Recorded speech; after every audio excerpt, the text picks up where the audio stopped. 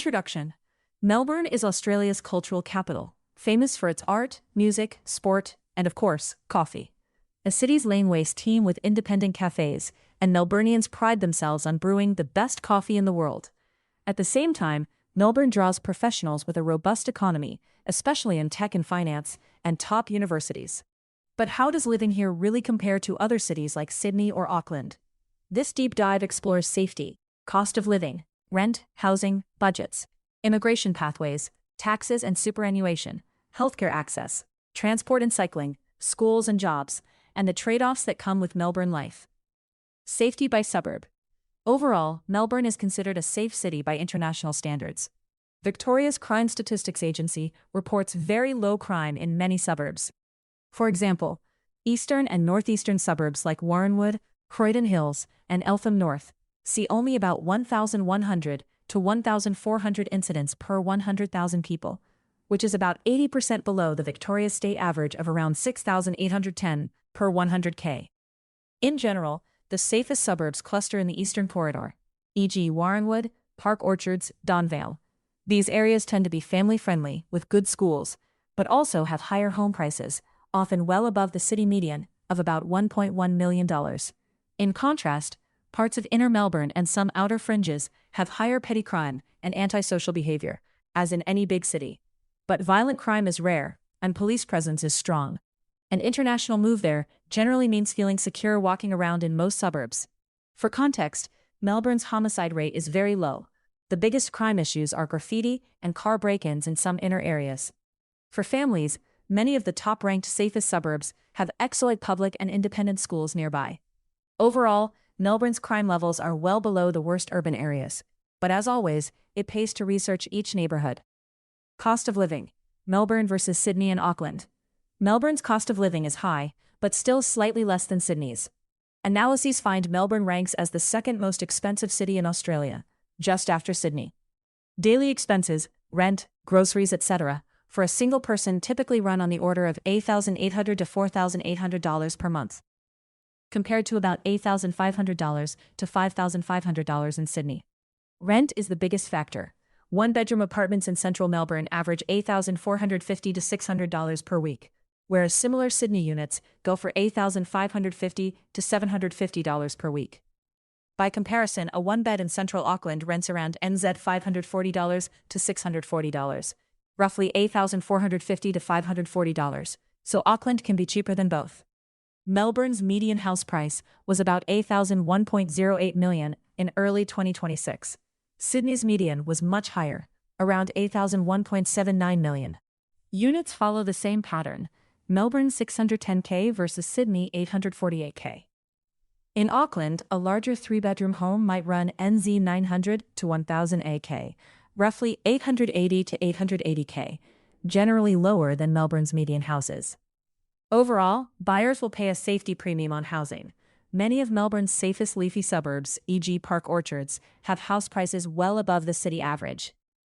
Monthly budgets. In practical terms, an individual living modestly in Melbourne needs roughly a 4 to 5K per month, including rent, to get by comfortably, whereas Sydney often requires closer to a 5 to 6K. A family of 4 can expect to spend well over $10,000 per month on rent, food, transport, and leisure. By comparison, Auckland is somewhat cheaper. Updated estimates say a single person there spends NZ 2,800 to 3,500, whereas ALIA 3.0 to 3.8K per month. A couple, NZ 4,500 to 6,000. Still expensive by global standards, but lower than Australian big city levels. Rent versus buy. Melbourne's rental market is tight. Vacancy is very low, approximately 1% as of early 2026, and rents have mostly plateaued after years of growth. Recent data show median rents about $590 per week for houses, $600 for units. Demand is easing due to affordability limits, but Melbourne's high population means competition stays strong. In summary, Melbourne offers a high standard of living, but at a price.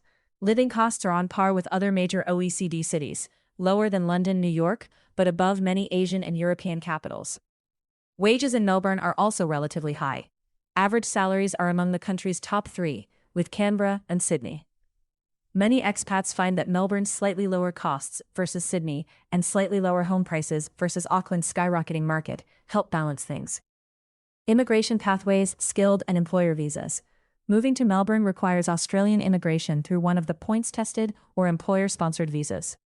Skilled visas are popular for workers, typically the skilled independent, subclass 189, or state-nominated, subclass 190-491. Streams. Victoria's state nomination, subclass 190 and regional 491, targets professionals in demand here, often tech, healthcare, engineering trades. In 2025-26, Victoria had 3,400 nomination spots allocated by the federal government, 2,700 for subclass 190 and 700 for subclass 491. This is a limited quota, and applicants must meet points and occupation criteria. Competition can be stiff.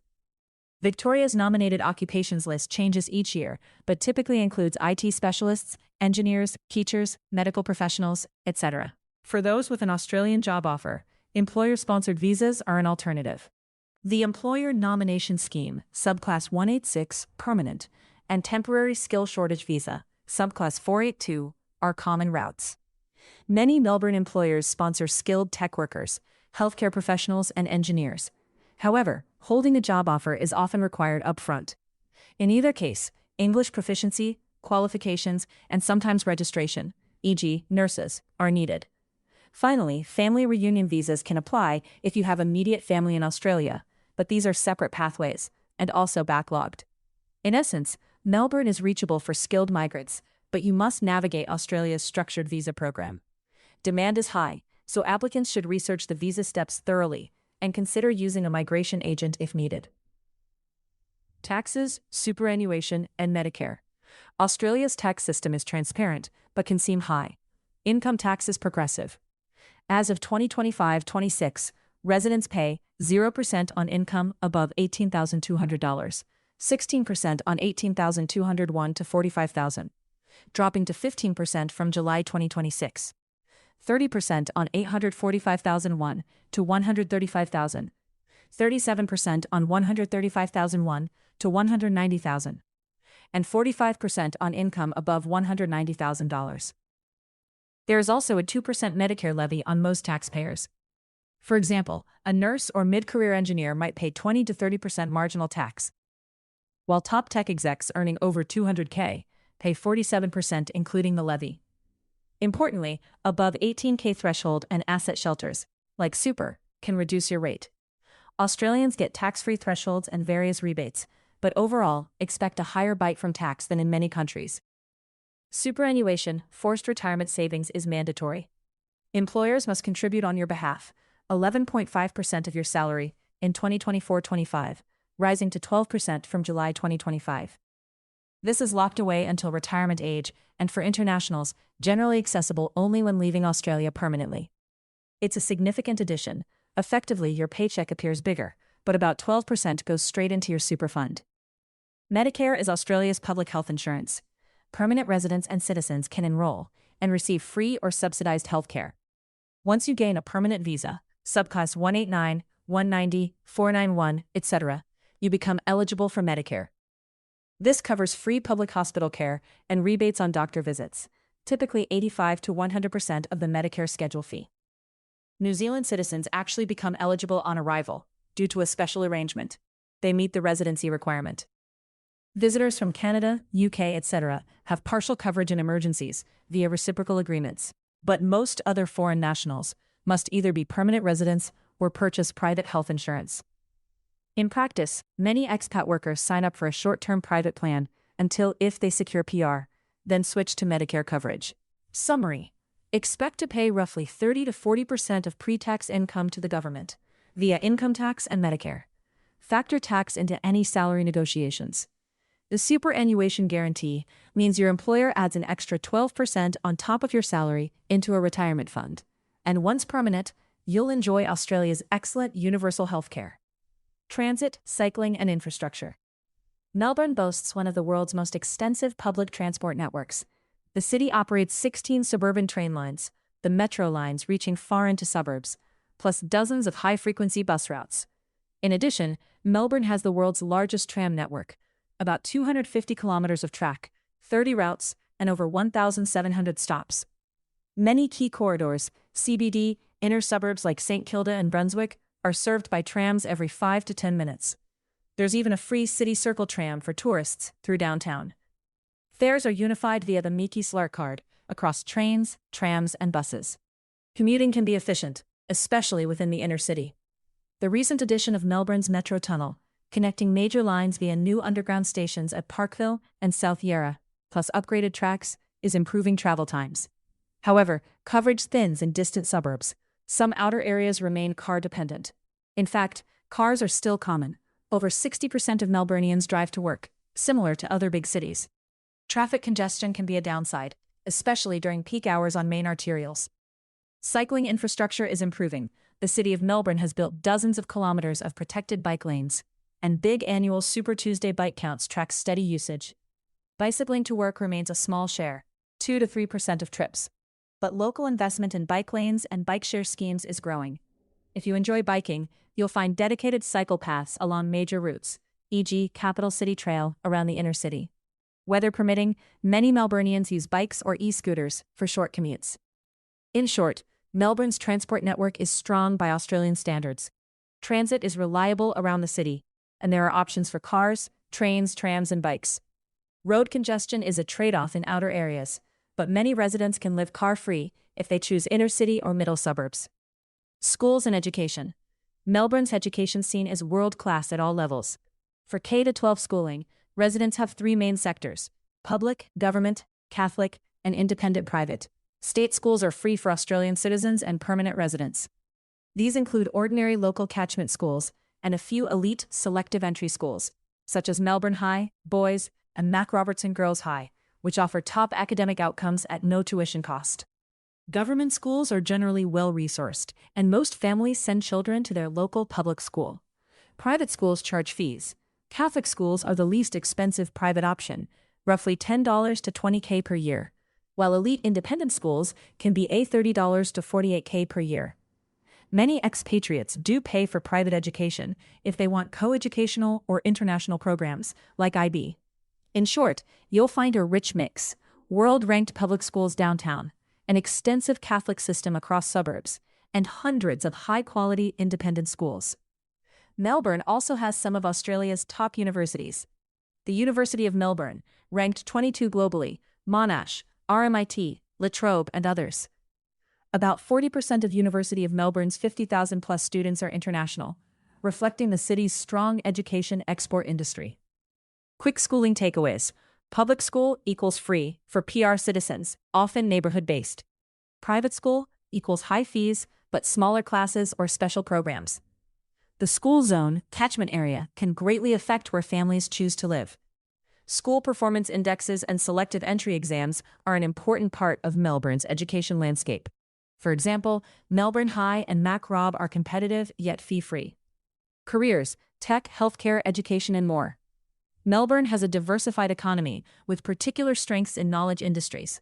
In the city of Melbourne, the downtown municipality, the largest employment sector is professional, scientific, and technical services, roughly 22% of jobs. This includes IT, engineering, legal, architecture, and consulting. Indeed, Melbourne's tech community is thriving. The Cremorne Digital Hub Precinct hosts 700-plus tech companies and around 10,000 workers. Well-known Australian tech firms, Carsales, Seek, REA Group, MYOB, etc., and startups are clustered around Cremorne. A $50 million state Cremorne venture fund even invests in local tech entrepreneurs. In short, software engineering, data science, and digital media jobs are plentiful and growing in Melbourne. The finance and insurance sector is also large, 15.7% in the city centre, and many banks and fintech firms have offices in Melbourne CBD. Public administration and safety, 11%, is significant too, reflecting government offices and agencies. Healthcare and education are major employers across Greater Melbourne. The state's premier hospitals and research institutes are mostly in Melbourne, especially around Parkville. The Parkville precinct alone employs about 73,000 people in biomedical research, clinical care, and education, making it a national leader in medical innovation. Major hospitals, Royal Melbourne, Alfred, Peter MacCallum, etc., and biotech labs are based here, so doctors, nurses, and researchers find ample opportunity. The education sector, universities and schools, also hires many staff, though our data shows City of Melbourne itself has a smaller share, about 6% in education jobs, because campuses are spread in the suburbs. Still, Melbourne's universities are major local employers and draw global talent. Outside these, other healthy industries include construction, roads, real estate development, creative arts, film, music, design. Melbourne is often called Australia's creative heart, and hospitality, tourism, cafe, food and events. Job growth in tech, healthcare and professional services has been robust in recent years. For example, post-pandemic hiring surged. Melbourne added plus 21,900 tech-related jobs and plus 14,700 healthcare jobs in a recent period. In summary, Melbourne offers deep job markets in technology, finance, healthcare, higher education, and government. Salaries tend to be highest in finance and tech, a bit lower in public sector. Compared to Sydney, salaries are generally similar, sometimes lower in finance but higher in tech, and cost of living is slightly less. See above. Auckland, by contrast, is much smaller. Corporate headquarters and major tech firms are mostly in Sydney or Melbourne, in the Australia NZ region. So for career-minded migrants, Melbourne's strength in modern industries and its global universities is a big draw. Entertainment, culture, and coffee. No article on Melbourne would be complete without the culture and lifestyle angle. The city's nickname Melbourne, I'm kind of a big dill, a pun on dill pickles, hints at its zany food and art scene. Melbourne hosts flagship events like the Grand Prix, the Australian Open, tennis, the Melbourne Cup, horse racing, and countless music, film, fashion festivals. Its street art-filled lanes, diverse neighborhoods, Chinatown, Little Italy's Lygon Street, Greek Precinct in Oakley, etc., and more than 95 wineries within an hour's drive speak to the rich multicultural fabric. Coffee culture. Perhaps the single most famous Melbourne stereotype is its coffee obsession. Walk down Flinders Lane or Brunswick Street, and you'll find cafes everywhere. Indeed, many travelers claim Melbourne serves up the best coffee, not just down under, but in the world. This pride isn't unfounded. Australia's espresso-driven cafe scene was pioneered by Italian and Greek immigrants in the 1950s to 60s. Today, nearly every suburb has a local roast. Specialty drinks like the flat white and piccolo latte were honed in Melbourne. If you're a coffee lover, moving here means breakfast culture. Expect to budget roughly US $4 to $6 per artisan coffee each day, a latte, cold brew, or long black. Over a week, it adds up, but locals consider it a joyful expense.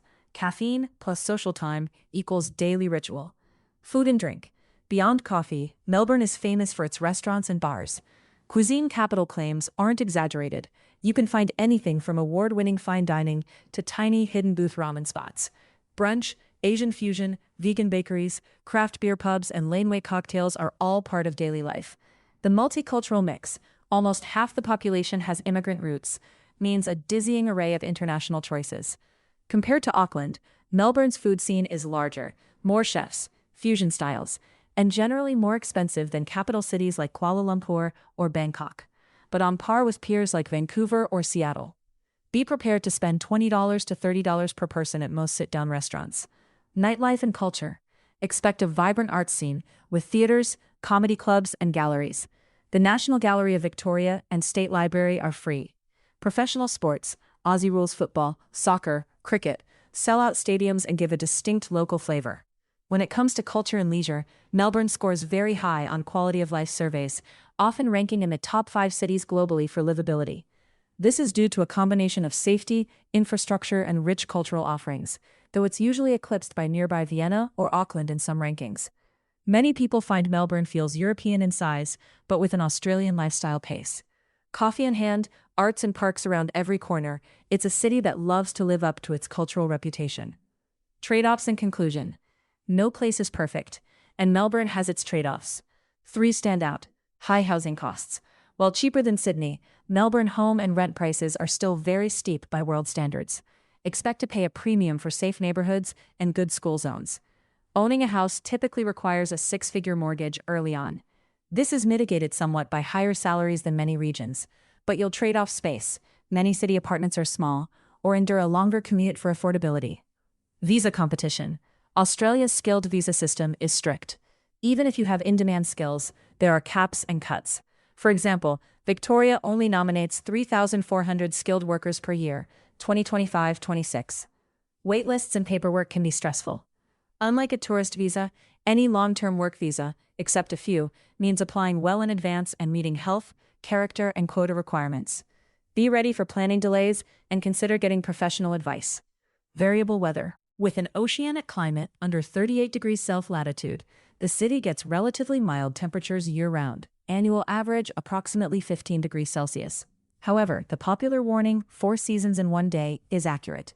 A sunny 25 degrees Celsius morning can turn into a chilly 12 degrees Celsius rainy afternoon. Summers bring occasional heat waves. 40 degrees Celsius days are not unheard of, and bushfire smoke haze, while winters are cool, often 8 to 15 degrees Celsius and damp. This variability means newcomers should always carry a jacket or umbrella. If you prefer more stable tropical weather, as in Singapore, or warm winters as in California, Melbourne's climate may require adjustment. In conclusion, Melbourne offers an attractive mix: strong economy, tech, finance, healthcare and education jobs, world-class education and healthcare systems, excellent urban amenities, and that one-of-a-kind coffee and culture scene.